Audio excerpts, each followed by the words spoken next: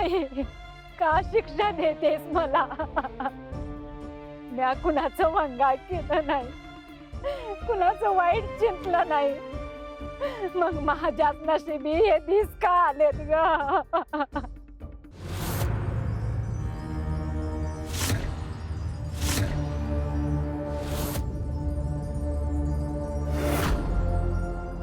हे असं कसं होऊ शकतं? ह्यो लकुटा कोणी धाडलाय आणि कशा पायी धाडलाय? यातलं समज खोटं असेल तर ठीक आहे, पर जर यातलं खरं असेल तर? देवी, तुम्ही सांगितल्याप्रमाणे लखोटा तर मी इथे ठेवलाय.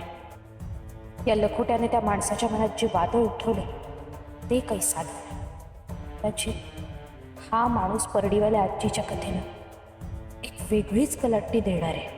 बरोबर ओळखलंस. परडीवाल्या आजींच्या सारीपाटावरची ही सोंगटी आम्हीच पेरली.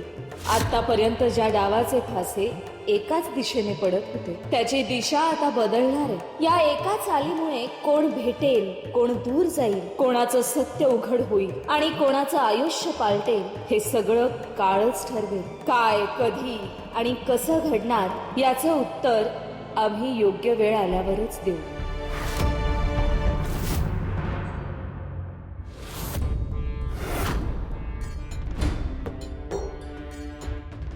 अगं बाय, हे समजा कशा पाय? कशाला म्हणजे? आजचा दिसच तसा आहे. तुम्हाला म्हणली होतीस ना, तुम्हाला नाणं देणार आहेस ते सूर्याच्या साक्षीनं. अगं पण एवढी घाई कशाला? अगं आय, चांगल्या कामाला उशीर कशाला? बर, तू म्हणशील तसं. आपल्या गावात ज्याच्या गळ्यात जमिनीचं नाणं, जमिनीवर त्याचा मालकी हक्क असतो. म्हणून काय बी झालं तरी ते नाणं तुला मिळवावंच लागल.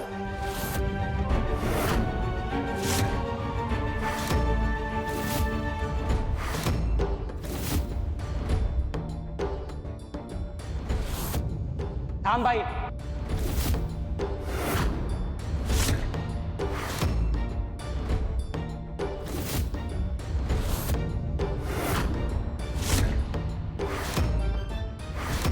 अरे सुभान, तू इथं कधी आलास? जवळ येऊ नकोय. माझा हक्क दुसऱ्याला वाटायला निघालीस म्हणून आलोय मी. म्हणजे माझ्या वाट्याची जमीन दुसऱ्याच्या नावावर करायचा घाट घातलायस ना? अरे तुझ्या जिभेला काय हाड? काय बोलतोय हे तुला कळतंय काय? खोटं काय बोललो? लहानपणापासून तुला हीच लाडकी होती, आता जमीन बी हिच्याच नावावर करणार आहेस? काय बोलतोयस दादा? तू गप्प बस. तुला तर हेच पाहिजे होतं. 2 दिवस आईला जवळ ठेवलंस आणि आता आयुष्यभराचा हिशोब मागतेस. तुझ्या मनात काय आहे हे मला ठाव आहे. आईपेक्षा तुला त्याची जमीन जास्त प्रिय आहे. बस कर दादा. माझ्या मनाचा न्याय करायचा अधिकार तुला कोणी दिला? आईला घराबाहेर पडायची वेळ आली होती तेव्हा कुणी हात दिला होता तिला? तेव्हा या जमिनीची आठवण झाली होती का तुला?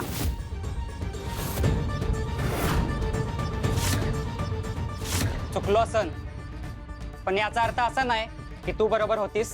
2 दिवस आईची सेवा केलीस म्हणून समधी माया आणि जमीन तुझी झाली असं नाही. सेवा केली ती जमिनीसाठी नाही तर आईच्या मायेसाठी केली. तिच्या डोळ्यातलं पाणी पाहून केली. तुझ्यासारखं तिच्या जीवापेक्षा जमिनीचा विचार करून नाही. द्रुपदा, मोठ्या मोठ्या गोष्टी करू नकोस. एवढीच जर माया होती तर सूर्याच्या साक्षीनं जमिनीचं नाणं मागायची घाई कशाला केलीस?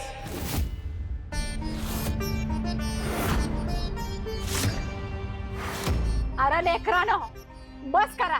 माझा काळजाचा तुकडा आहेसा तुम्ही. असं एकमेकांचा जीव घेताय. आई, आज जे घडलं त्याची बीज आजची नाही, ती कायम ह्यालाच डोक्यावर घेतलंस. ह्याची चूक बी तुला बरोबरच दिसलीस म्हणून ह्याला आज वाटतंय तुझ्यावर, घरावर, जमिनीवर सगळा ह्याचाच हक्क आहे. बघ आई, किती वर्षांचा मनात आकस धरून बसली होती. आज खरं रूप बाहेर आलं. आज जमिनीच्या मोहापायी तिला भाऊ पण दिसत नाही. मोह मला नाही झालाय, मोह तुला झालाय. आई जिवंत असताना तिची चौकशी नाही आणि जमिनीचा विषय निघाला आणि लगेच धावत आलास. कारण म्या तिचा लेक आहे. आणि म्या तिची लेख आहे. तुझ्या एवढा माझा बी तिच्यावर अधिकार आहे. माझा अधिकार जास्त आहे. माझा जास्त अधिकार आहे. माझा अधिकार जास्त आहे. तू पुढं पुढं जास्त बोलू नको. तू जास्त बोलू नको. गप्पा बैस. तू गप्पा बस. बस बस करा.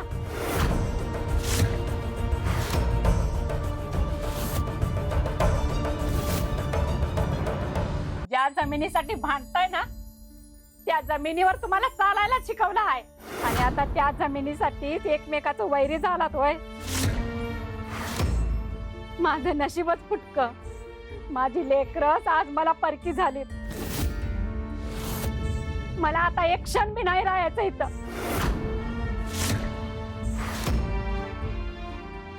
आई आई अगं थांब. अगं आई थांब. आई. कुठं चाललीस?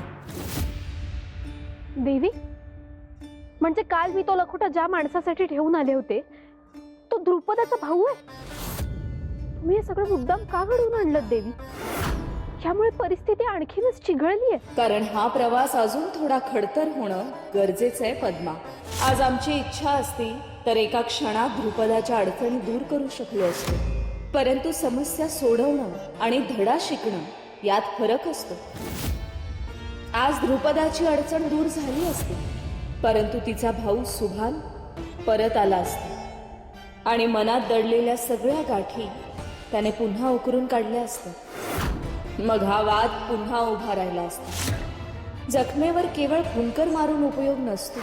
कधी कधी तिच्या मुळापर्यंत जाऊन उपचार करावे लागतात. एक गोष्ट कायम लक्षात ठेव पद्मा, आपलं काम केवळ चमत्कार करणं नाही, संकट दूर करणं सोपं असतं.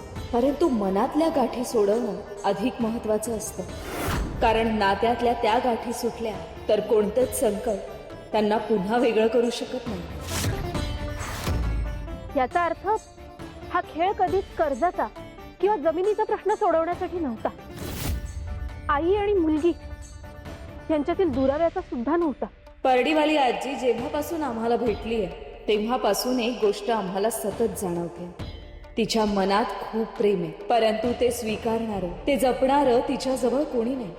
इतकी माया तिच्या मनात साचून राहिली आहे की आता तिला तिची माणसं परत मिळणं गरजेचं आहे. कारण काही माणसं अशी असतात पद्मा, ज्यांना आनंद मिळवण्यासाठी चमत्काराची नाही तर आपल्या माणसांची गरज असते. आणि म्हणूनच आम्हाला तिचं कुटुंब पुन्हा एकदा एकत्र आणायचं.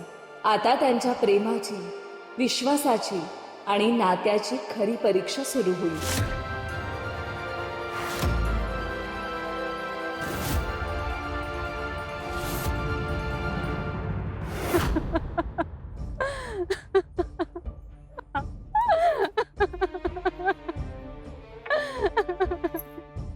देवी आहे, का शिक्षा देतेस मला? म्या कुणाचं मंगाळ केलं नाही, कुणाचं वाईट चिंतलं नाही, मग माझ्याच नशिबी हे दिस का आलेत ग? ज्या लेकरांसाठी जन्मभर राबले, स्वतः उपाशी राहून त्यांना घास भरवला, उन्हात अनात राबले आणि आज तीच लेकरं जमिनीच्या तुकड्या पायी एकमेकाचं वैरी झाल्यात, एकमेकांचा जीव घ्यायला निघालेत. खरं सांगू आहे, आता थकले म्या. समद संपव असं वाटतंय. या जगात राहून अजून काय बघायचंय? माझ्याच डोळ्यात देखत माझी लेकरं वैरी झालेत.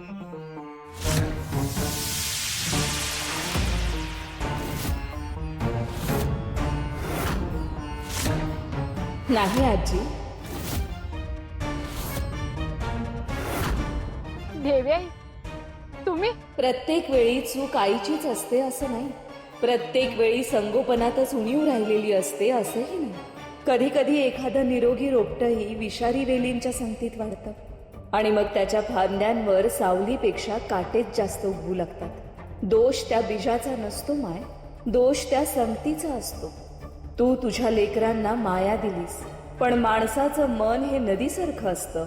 योग्य दिशेने वाहिलं तर जीवन फुलवतं आणि लोभाच्या दरीत शिरलं तर स्वतःलाच वाहून नेतं. प्रत्येक वेळी चूक आईचीच असते असं नाही. मग म्या काय करू देवी आहे? माझ्या लेकरांना कसं वाचू? माझ्या डोळ्यात देखत त्यांचा जीव जळतोय. एकमेकांचे वैरी झालेत. तू जीवन संपवलंस तर तुझा त्रास संपेल कदाचित, पण त्यांच्या मनात रुजलेलं विष संपणार नाही. काळजी करू नकोस माय, मला फक्त थोडा वेळ हवाय. उद्याचा दिवस उगवेपर्यंत तुझ्या लेकरांना रोखून धर. कोणताही निर्णय होऊ देऊ नकोस, कोणाच्याही हाती जमीन जाऊ देऊ नकोस, कारण आता त्यांच्या सत्व परीक्षेचा प्रारंभ होणार आहे. त्यांनी आयुष्यभर ज्या मायेकडे दुर्लक्ष केलं त्याच मायेची किंमत त्यांना कळण्याची वेळ आली आहे.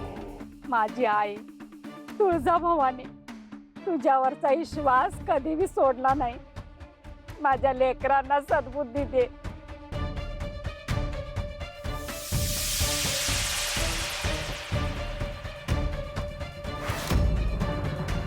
तुझं आणि तुझ्या बायकोचं भांडण कसं झालं रे? आता काय सांगू परनिके तुला. ती म्हणे मी येळ देत नाही तिला म्हणून. आता दिसभर राबायचं. शेती, गुरं, गावातली कामं, ह्या सगळ्यातली येळ कुठनं आणू तिला सांग. मग ती काय म्हणाली? ती म्हणाली समध्यासाठी येळ असतो तुमच्याकडं, माझ्यासाठीच नसतो. मग म्या म्हणाल घरच्यांसाठी तर राबतोय म्या. मग म्हणाली घरच्यांसाठी राबता, घरातल्या माणसांसाठी बी थोडं जगा. आणि रडायला लागली. मग म्या बी रागाच्या भरात काहीतरी बोलून गेलो. काय? म्हणलं तुला काय कमी पडलंय का? 2 येळचं जेवाय हाय, अंगावर कपडा हाय, डोक्यावर छपार हाय, अजून काय पाहिजे तुला? इथंच माती खाल्लीस तू. बघा, ही बी माझ्या बायकोच्या बाजूने बोलतीया. अरे अरे चूक प्रत्येक वेळा स्त्रीचीच असते असं नाही. काही वेळेला पुरुष बी चुकतं. हा, आता तुझ्याकडे बघता बऱ्याचदा तूच चुकत असशील. वा रे वा, म्हणजे पुरुषांची बाजू घ्यायला माझ्या संग कुणी बी नाही इथं. अरे बाजू सत्याची घ्यायची असते. स्त्रीची का पुरुषाची ते नंतर ठरतंय. होय, मग मला सांगा, तुम्हाला वाटतं पुरुषाची बी चूक असती तर तुम्ही तुमच्या बायकोशी भांडून घर सोडून कशा पाय आला तिथं?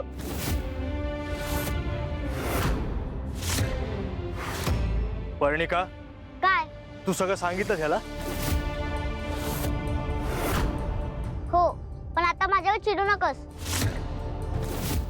मनातल्या गोष्टी मनात ठेवले की आणखी ताप होतो. कोणाजवळ तरी बोललं की मन हलकं होतं. बरोबर आहे. तू बी बायकोशी भांडून आला आणि हा बी बायकोशी भांडून आला. फरक एवढाच आहे, तू बायकोला दोष देतो, हा देत नाही. तुम्ही असं का करत नाही? म्हणजे तुम्ही दोघं बी एका जागी निवांत बसा आणि आपापल्या घरांना सांगा. पटलं तर आपल्या आपल्या बायकोकडे पळत जा, म्हणजे मला तरी तुमच्यापासून सुटका मिळेल.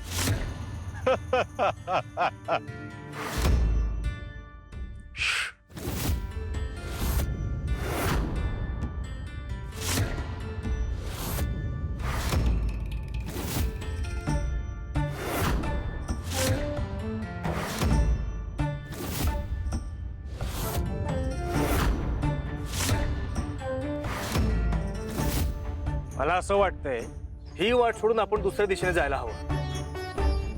का? ही वाट चांगली आहे की. शिकार बी ह्या वाटेने घावाला आपल्याला. मला दुसऱ्या वाटेने जायचंय. समजलो. काय समजलंस? तुम्हाला एका वाटसरूची चाहूल लागली आहे महादेव, आणि तुम्हाला तुमची ओळख दाखवायची नाही. काय नाही, आपण एक वेगळ्या वाटेनं जाऊ,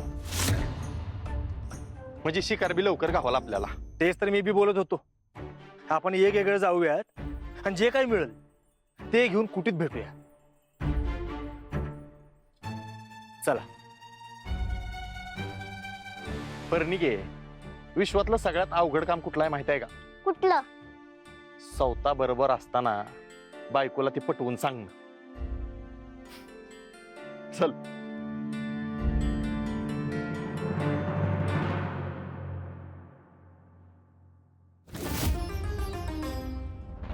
मी आधीच म्हणत होतो, तुझ्या त्या बोलण्यामुळेच आई घर सोडून निघून गेले. माझ्यामुळं? अरे तुझ्या असल्या आरडाओरडामुळं समद्या गावाला कळलंय आपण जमिनीवरनं भांडतोय ते. तुझ्यामुळं जी काय होती ती बी इज्जत जाईल. गावाला काय कळलं त्याची मला फिकीर नाही, पण आई कुठं गेली आहे याला तू जबाबदार आहेस. आणि तू बी काय कमी नाहीस. आईच्या डोळ्यात पाणी कुणी आणलं, म्या की तू? द्रुपदा, सुभा,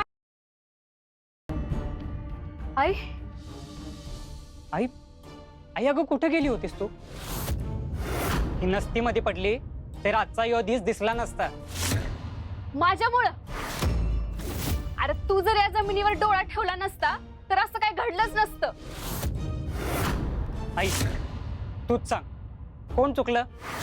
जमीन कोणाची आहे ते सांगून टाक. होय, सांगून टाक. मला अजून एक दिस हवाय. काय 31? होय, इतक्या वर्षाच्या नात्याचा फैसला एका क्षणात होत नसतो. या माझा अंतिम निर्णय उद्या सांगेल. पण आई एका दिवसात असं काय बदलणार आहे? म्या तुझा लेक आहे, जमिनीवर माझाच पहिला हक्क आहे. पण लेक असून काय उपयोग? ह्याला वाटली का काळजी तुझी कधी? म्या तुला शोधून आणलं, म्या तुझी काळजी घेतली. माझा बी तितकाच अधिकार आहे. माझा जास्त हक्क आहे. आईवर जास्त माझा अधिकार आहे. मी मुलगा आहे, माझा पहिला अधिकार आहे. बस करा. एक शब्द मी बोलू नका आता. अरे लहानपणी तुम्ही दोघं एकमेकाची किती काळजी घ्यायचात, आणि आता एका जमिनीपायी तुम्ही एकमेकाचं वैरी झालात. लाज वाटली पाहिजे तुम्हाला. ते काय नाही, उद्या फैसला होईल. ज्या व्यक्तीचा हक्क असेल त्यालाच जमीन मिळत. पण आज जर या विषयावर तुम्ही भांडलासा, माझ्यावर दबाव टाकायचा प्रयत्न केलासा, तर कान उघडं ठेवून ऐका. मी ही जमीन कोणालाच देणार नाही. ठीक आहे, थांबतो उद्यापर्यंत. म्या बी.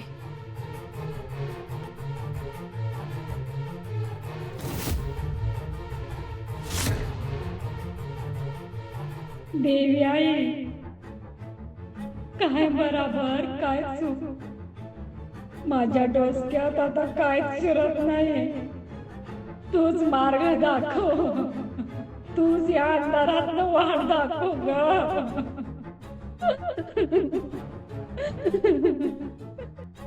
माझ्या लेकरांना सद्बुद्धी दे ग आई, सद्बुद्धी दे. त्यांच्या मनातला हा लोभ जाळून टाक, नाहीतर एका जमिनीच्या तुकड्यापायी माझा अख्खं घर उद्ध्वस्त होईल ग.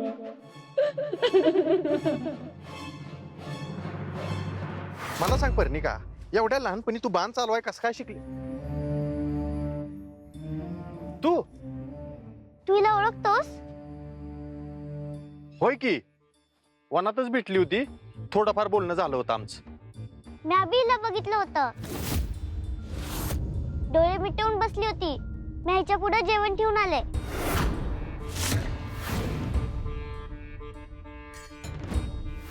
म्हणजे ते जेवण तू ठेवलं होतं वय?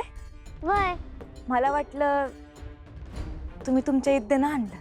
इद्या म्या कसा आणणार? म्या काय देवबीव हाय वय? उगा माझी किंमत वाढवू नका तुम्ही.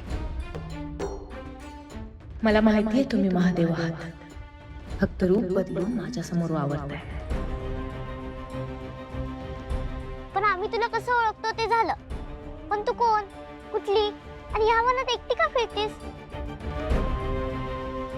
म्या वंचिका, माझं म्हणावं असं कोणी बी नाही बघ. डोक्यावर छप्पर नाही, या एवढ्या दाटवनात एकटीच फिरतीया. आता कुठे जाऊ, कोणाचं दार वाजवू, काय बी कळना झालंय मला. तुम्ही माझी मदत कराल का? म्हणजे एखादा आसरा गावला तर म्या भाग्य समजेल माझं. म्याच भटकत भटकत इथवर आलोया. हवं असं काय करता? मी एकटी बाय माणूस, आणि एवढ्या वनामध्ये एकटी कशी राहणार याचा विचार नाही तुम्हाला? ये बघ एवढीशी पोरगी एकटी राहते आव्हानात, उलट मला हिनं आसरा दिलाय. मग तुला कसली भीती वाटते? म्हणजे महादेव या मुलीच्या कुटीत राहत आहे तर खरंच? मग मला बी तुझ्या कुटीत आसरा देशील का ग? 2 घास खायला मिळतील, राहायला कोपरा पण मिळेल. अगं मी एकटी काय ठरवणार? कुठीत आणखी बी माणसं आहेत, त्यांना विचारल्या बगर मी शब्द देऊ शकत नाही. आधी त्याला आसरा दिला म्हणून एक जण माझ्यावर वैतागलाय, आणि जर तुला बी आसरा दिला तर त्याचं डोकं आणखी फिरल. तुम्हाला काही हरकत नाही ना? मला कशाची हरकत असणार, पण कुटीतल्या मुख्य माणसाची परवानगी घ्यायला पाहिजे. आणि तशी बी कुटी माझी नाही, परनिकाची आहे. ती हो म्हणली तर ये, नाही म्हणली तर मला बी काय करता येणार नाही बघ. परनिके बघ की ग काहीतरी.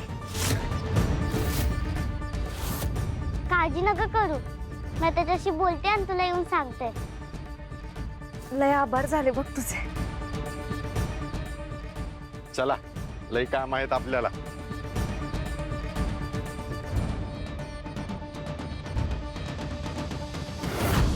महादेव, कुठीत कोणी बी असू द्या, पण तुम्ही स्वतः मला तिथे येण्यास हरकत नसल्याचं सांगितलंय. मग मला कोण रोखणार? आता कुठीत जाण्याचा मार्ग मला सापडलाय. माझ्या योजनेची पहिली पायरी यशस्वी झाली. आता लवकरच मी माझ्या ध्येयापर्यंत पोहोचेन. मग मला कोणीही रोखू शकणार नाही. जिथे फिरते माझी दृष्टी तिथे फसते अखंड सृष्टी.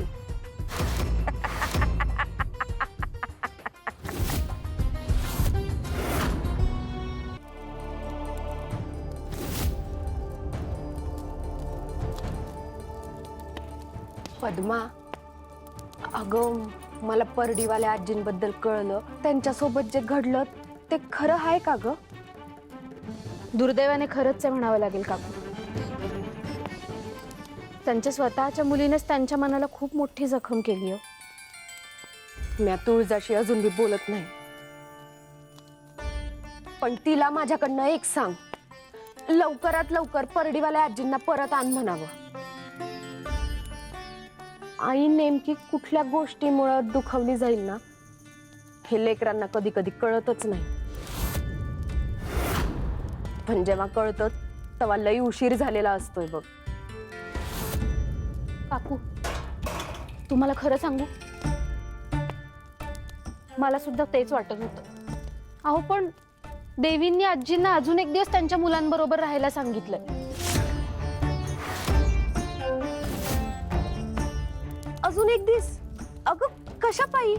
अगं निवाडा तर आजच होऊ शकत होता ना, मग अजून एक दिवस कशा पायी थांबवलं असेल? मला तर हे काही पटत नाही बघ. माय, अहो मला तर असं वाटतंय की देवींनी हा मुद्दामच डाव टाकला असलं. माणसाचा खरा चेहरा हा कधी बी सुखात दिसून येत नाही, तो नेहमी संकटात दिसून येतोय बघा. हवं राग, स्वार्थ, लोभ हे समजा लई दिस नाही लपून ठेवता येत. आणि एक दिवसाचा ह्यो अवधी त्यांच्या मनातलं खरं सत्य बाहेर काढणार आहे.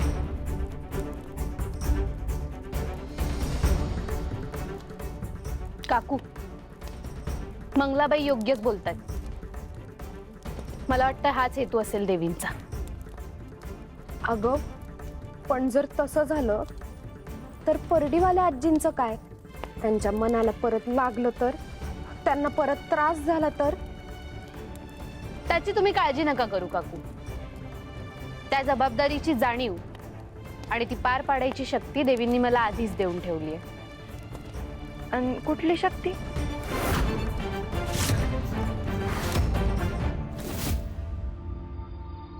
भुजंगराव, आज घरात जे झालं त्याने माझं डोसकच फिरले. काय झालं? जमीन कोणाची आहे ते सांगून टाक. मला अजून एक दिवस हवाय, पण आज जर या विषयावर तुम्ही भांडलासा, माझ्यावर दबाव टाकायचा प्रयत्न केलासा तर कान उघडं ठेवू नये का? ही जमीन कोणालाच देणार नाही. मला हे आधीपासूनच माहित होतं, हे असंच होणार होतं. म्हणजे अगं तुला काय समजत नाही का? तुझ्या आईचं प्रेम तुझ्यावर नाही, सुभानवर आहे. काय बोलताय तुम्ही? खरं तेच बोलतोय. नाहीतर ह्यो निवाडा आजच झाला असता. उद्यापर्यंत थांबायची काहीच गरज नव्हती. कारण उद्या हे समज सगळं त्या सुभानच्या बाजूने फिरवायचं आहे. नाही नाही, आई आहे माझी ती आम्हा दोघांवर सारखंच प्रेम करते. द्रौपदी, अगे किती खुळी आहेस ग तू. अगं जगाची वहिवाट बघ. अगं पोरगा म्हणजे वंशाचा दिवा आणि पोरगी म्हणजे परक्याचं धन.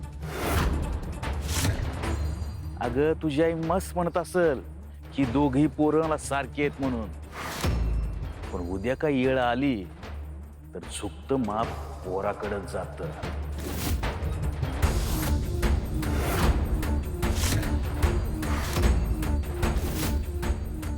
खरंच का? नाही, माझी आई अशी नाही.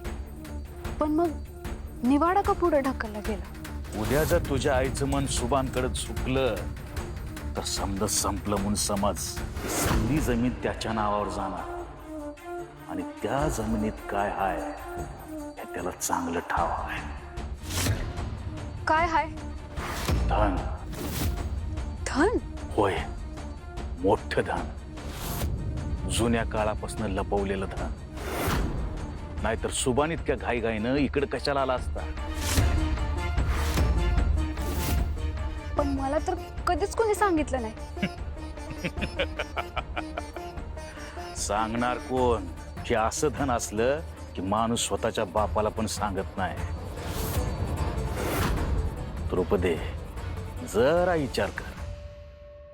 ही समधी जमीन जर तुझ्या भावाच्या नावावर झाली तर त्या धनावरची मालकी कोणाची? माझ्या भावाची. नाही नाही, असं नाही होणार. तुम्हीच सांगा आता मी काय करू? तुम्ही काय बी काळजी करू नका, मालक काहीतरी उपाय नक्की काढत्याला.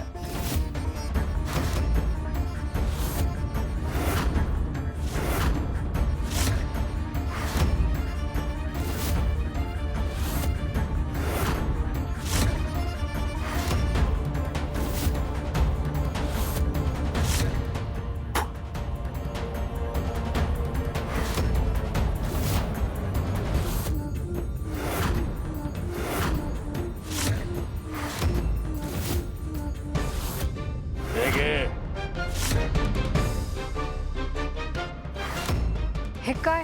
हा काढा. आज रातच्याला तुझ्या आईला पास. काय बोलताय तुम्ही? होय, यानंतर ना निर्णय राहील ना वाद. नाही नाही, मी असलं काय बी करणार नाही. आहे माझी ती. बस रडत. उद्या जर ही समधी जमीन त्या सुभानच्या नावावर गेली ना, दोष कुणाला देशील? भावनांमध्ये अडकू नगस. तुझा भाऊ तुझा विचार करणार नाही, तो त्याचा विचार करणार. तेव्हा तू भी तुझा विचार कर. हीच तुझी शेवटची संधी आहे.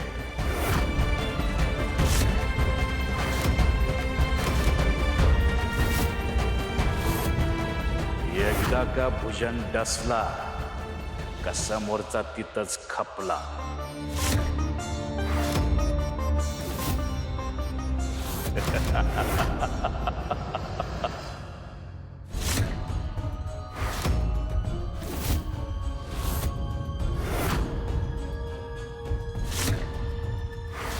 द्रुपदा, आईच्या गळ्यातलं नाणं हिसकावून घ्यायचा विचार करत होतीस काय? करू दे. आता तिच्या आधी मीच घेतो. नाणं शांतपणे दिलं तर बरं, नाही दिलं तर ह्यो पेला पाहिजे. म्हातारी बेसुद्ध पडत आणि मग नाणं माझ्या हातात. आणि एकदा का नाणं माझ्या हातात तर मग द्रुपदाला तिची जागा दाखव.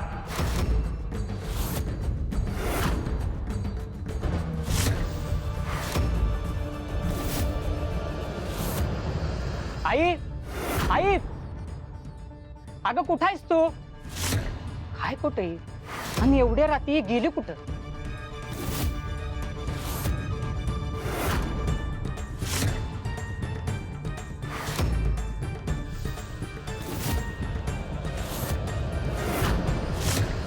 सुभान, तू इकडं?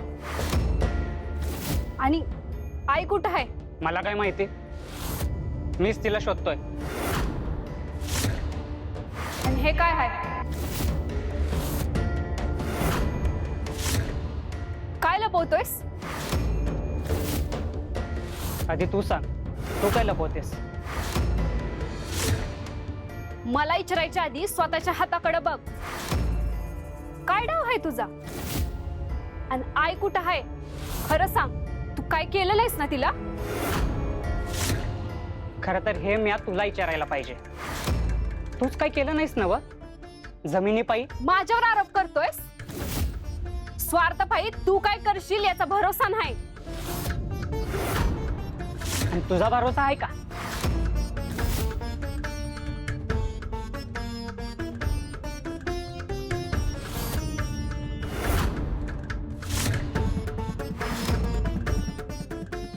काय आहे? काय नाही. खोटं बोलू नकोस. हे ईश आहे ना? आईला पाजलं होतस ना नाणं घ्यायला? तोंड सांभाळून बोल.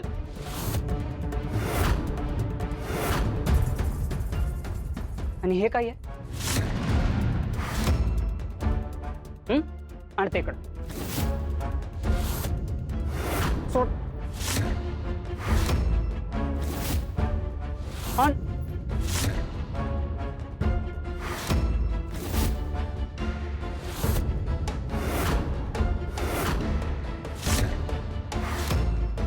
हे तर ईश आहे.